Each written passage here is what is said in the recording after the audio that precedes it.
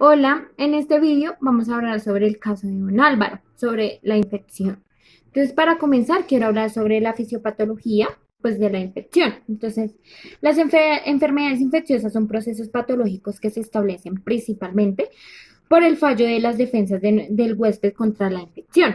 Entonces, estas enfermedades resultan alarmantes por sus resultados significantes en morbilidad y mortalidad, sobre todo en las poblaciones en desventaja. ¿Qué quiere decir en desventaja? Como personas jóvenes o ancianas.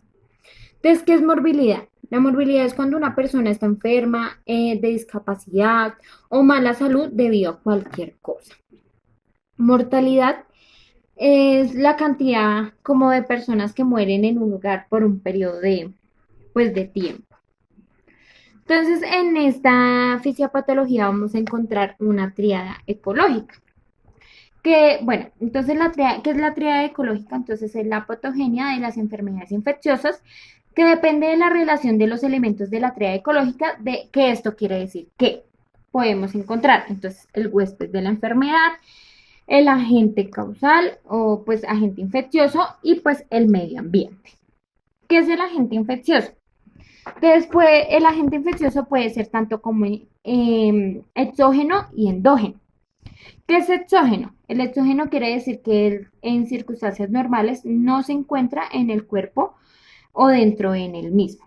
Y endógeno es pues que en situaciones normales no originan enfermedades en el huésped, pero sí compromiso o aumento de estos agentes que encadena daños sistémicos.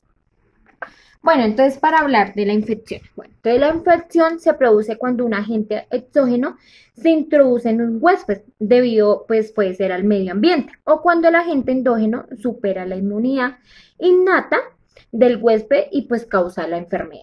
Es muy importante recordar y mencionar que la susceptibilidad del huésped es de suma importancia en estas situaciones.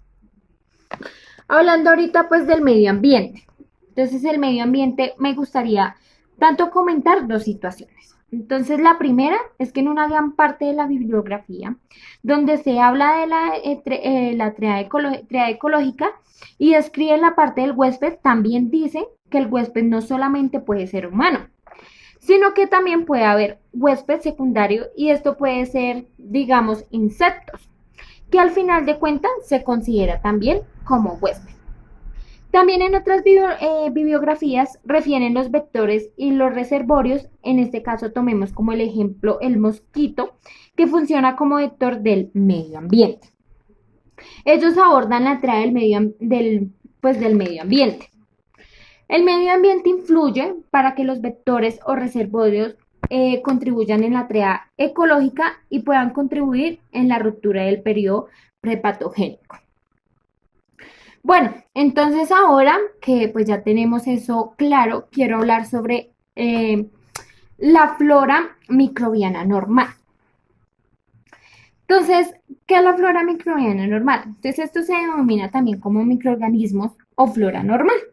Aquellas especies que bacterias o virus, o hongos y protozoarios que vienen en el modo simbiótico sobre el huésped humano o dentro del mismo, pero que rara vez suscitan enfermedad, perdón. Entonces, por ejemplo, en la piel podemos encontrar estafilococos o difteroides. En el bucofaringe podemos encontrar estreptococos y algunos anaerobios. En el intestino grueso podemos encontrar enterococos y bacilos entéricos. Y en la vagina podemos encontrar lactobacilos. Bueno, entonces ahora le quiero hablar unos conceptos muy importantes de la fisiopatología de enfermedad infecciosa. Bueno, que son la colonización. Entonces, esto sucede cuando se altera la delicada simbiosis entre el comensal y el huésped. La flora normal, por lo general, es superada por microorganismos, endógenos o exógenos. Este fenómeno, que puede ser transitorio o persistente, se llama colonización. Con cierta frecuencia, la colonización progresará hacia la infección sistemática. Entonces, la infección oportunista también encontramos la infección oportunista, que estas infecciones son ocasionadas por comensales que rara vez causan enfermedad o microorganismos omnipresentes en el ambiente, que por lo regular se consideran agentes patógenos para el ser humano. Estas infecciones ocurren de manera casi exclusiva en el huésped con alteraciones inmunitarias como por ejemplo individuos con VIH o, bueno, demás. Entonces, la enfermedad infecciosa sobrevive cuando un microorganismo patógeno causa inflamación o disfunción del órgano. Esto a medida que eso es causado de modo directo, que es modo directo, o por la infección en sí. La infección en sí es cuando la agente causa se multiplica en el huésped. Y de la manera indirecta es cuando, como el resultado de respuesta inflamatoria del huésped. Para ocasionar una infección, como manifestaciones, todos los microorganismos deben pasar por unas etapas, las cuales son 4. La primera es encontrar el huésped.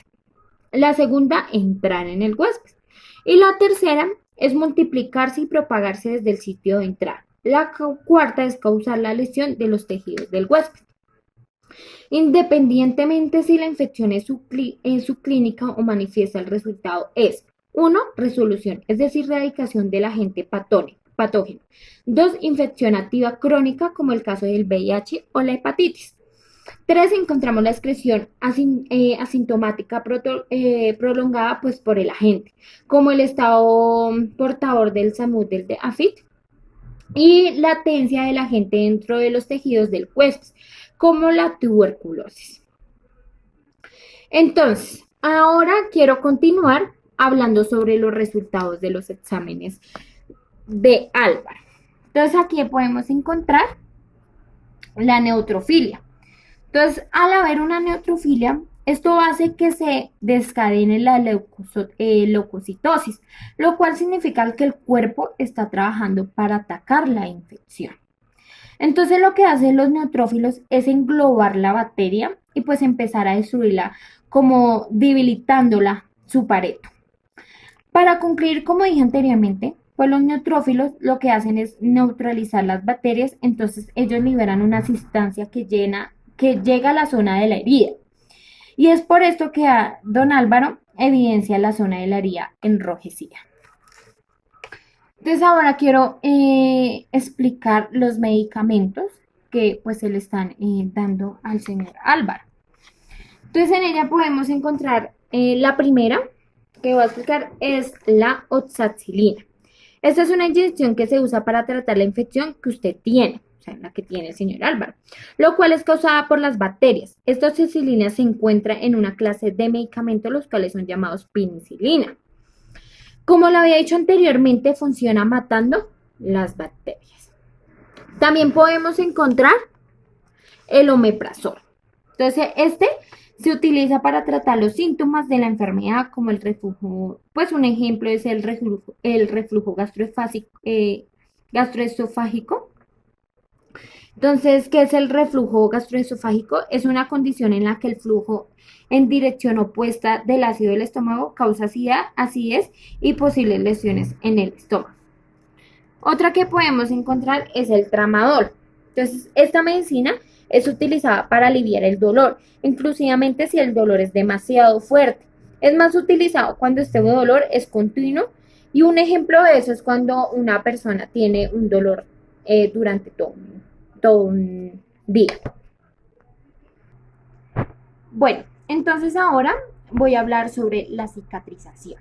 Entonces, la cicatrización, primero que todo, quiero indicar que es un proceso dinámico y reparador que conduce a la regeneración del epitelio y reemplazo de la dermis por un tejido fibroso constituido por fibras de colágeno.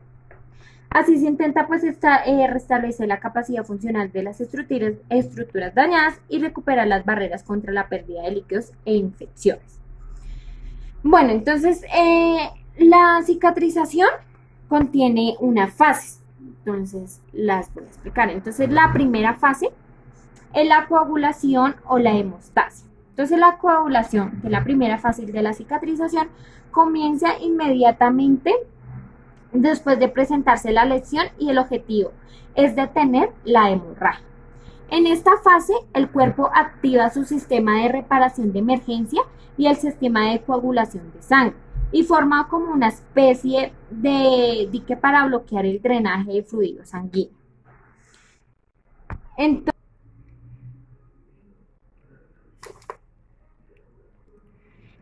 en la fase 2, que es la inflamación, se enfoca en destruir bacterias y eliminar residuos, esencialmente preparando el lecho de la herida para el crecimiento del tejido nuevo. Durante la fase 2, o sea esta, un tipo de glóbulos blancos llamados neutrófilos ingresan a la herida para destruir las bacterias y eliminar los agentes nocivos, como había dicho anteriormente cuando pues estaba explicando los resultados de un Álvaro.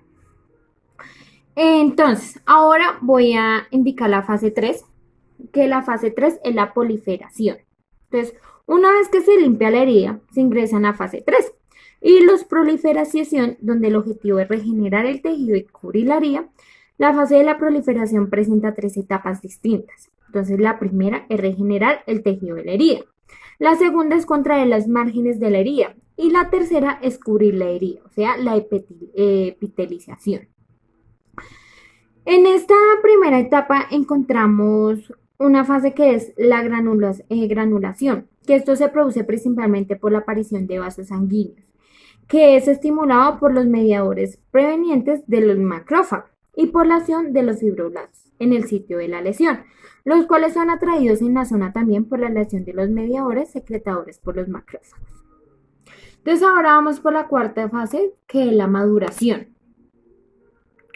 Entonces, durante la fase de la maduración, el nuevo tejido gana fuerza y flexibilidad lentamente. Aquí las fibras de colágeno se reorganizan y el tejido se regenera y madura. Hay un aumento general en la resistencia a la presión.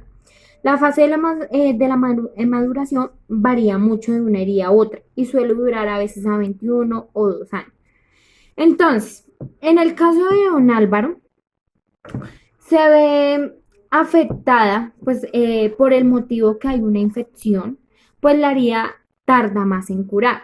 Por eso es muy importante tener el cuidado en la curación, o sea, llevar las medidas preventivas y tomar los medicamentos a la hora que es. Esto ayudará a que haya una mejor cicatrización. Muchísimas gracias. Hasta luego. Espero le hubiera gustado este video. Muchas gracias.